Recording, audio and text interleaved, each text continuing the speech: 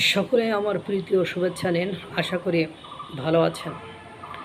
ভারতের স্বাধীনতা দিবসে নরেন্দ্র মোদীর বেশ কয়েকটি বড় বড় ঘোষণা।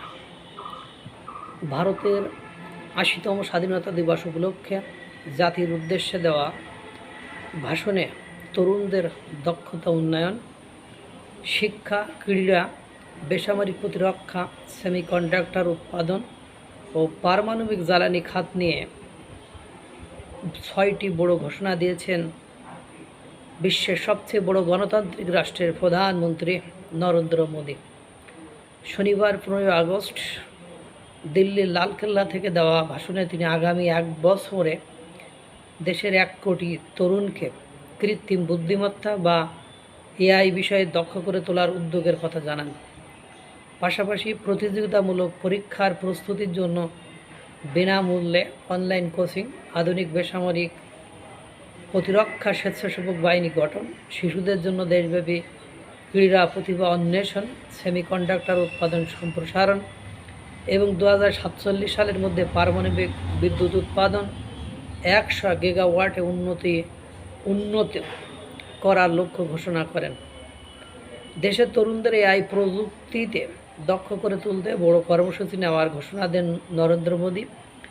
তিনি বলেন, আগামী ১ বছরে ১ কোটি তরুণকে এআই বিষয়ে দক্ষ করে তোলার জন্য কাজ করবে সরকার। এর মাধ্যমে ভারতের তরুণরা এআই খাতে বিশ্বকে নেতৃত্ব দেওয়ার সক্ষমতা অর্জন করবে বলে আশা প্রকাশ করেন তিনি। প্রতিযোগিতামূলক পরীক্ষার প্রস্তুতি নেওয়া শিক্ষার্থীদের জন্য বিনামূল্যে অনলাইন কোচিং চালুর ঘোষণা দিয়েছেন মোদী। তিনি বলেন, কোচিংয়ের খরচ দরিদ্র ও মধ্যবিত্ত পরিবারের উপর বড় ধরনের আর্থিক চাপ তৈরি করে।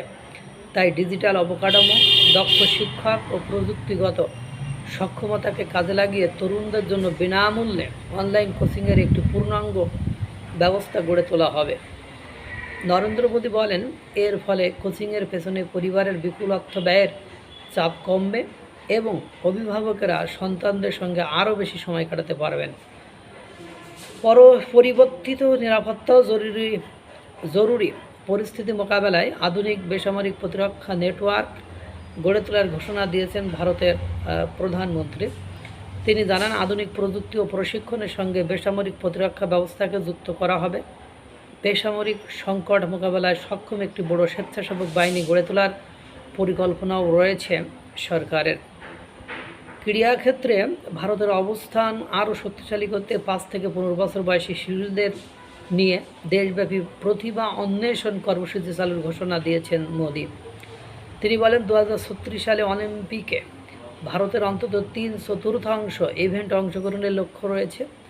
ভারতের বর্তমানে অলিম্পিকের প্রায় ৪০টি ক্রীড়া বিভাগে প্রায় ৩৫০টি ইভেন্ট থাকলেও ভারত অনেক ইভেন্টে যোগ্যতা অর্জন করতে পারে না। নতুন কর্মসূচির আওতায় দেশের বিভিন্ন প্রান্ত থেকে সম্ভাবনাময় শিশুদের চিহ্নিত করে বিশেষ প্রশিক্ষণ দেওয়া হবে, যাতে তারা ভবিষ্যতে বিশ্বমানের ক্রীড়াবিদ হিসাবে গড়ে উঠতে পারে। মোদী আরও বলেন, ২০৩৬ সালের অলিম্পিক আয়োজনের জন্য ভারত শক্তিশালী দাবিদার। এছাড়া ২০৩০ সালে কমনওয়েলথ গেমস আয়োজনের কথা উল্লেখ করেন তিনি।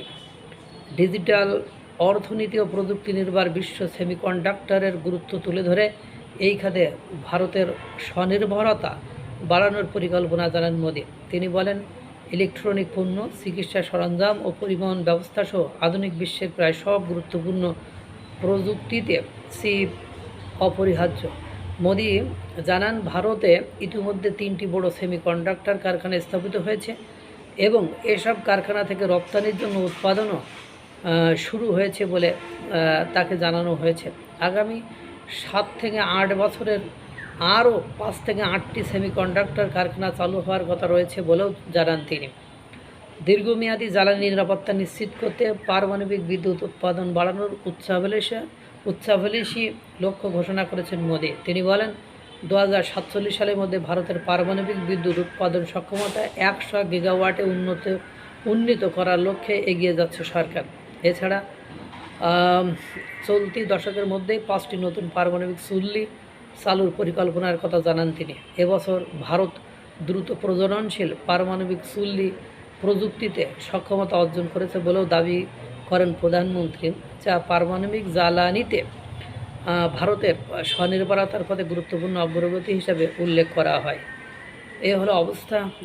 বুঝতেই পারলেন ভারত কিভাবে এগিয়ে যাচ্ছে তার একটা সামারাইজ, এবং ভারতের ফিউচার প্ল্যান কী এটা নিয়েও তিনি একটা সারাংশ বা সারমর্ম বা একটা সংক্ষিপ্ত স্বাধীনতা দিবস অনুষ্ঠানে উপস্থাপন করেছেন।